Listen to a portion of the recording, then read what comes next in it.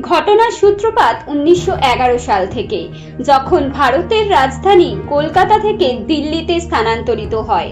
নতুন রাজধানী দিল্লিতে এই সময় ভাইসরয়ের জাঁকজমকপূর্ণ শোভাযাত্রা বেরোতো।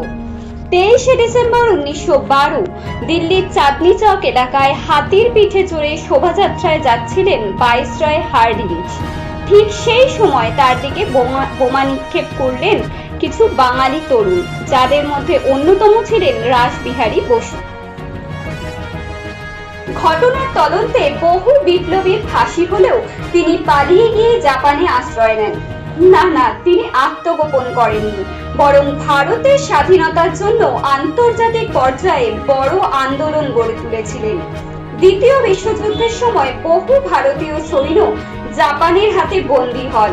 রাসবিহারী বসু এবং মোহন সিং তাদের নিয়ে প্রাথমিক ইন্ডিয়ান ন্যাশনাল আর্মি গঠন করেন।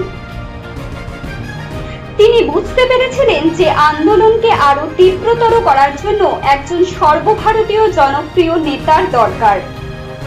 তখন ভারতের মধ্যে সবচেয়ে শক্তিশালী বিপ্লবী এবং জাতীয়তাবাদী নেতাদের একজন ছিলেন নেতাজি। তাই আজাদ হিন্দ ফৌজের নেতৃত্ব দেওয়ার জন্য তিনি নেতাজিকে দক্ষিণ পূর্ব এশিয়ায় আসার আহ্বান জানান।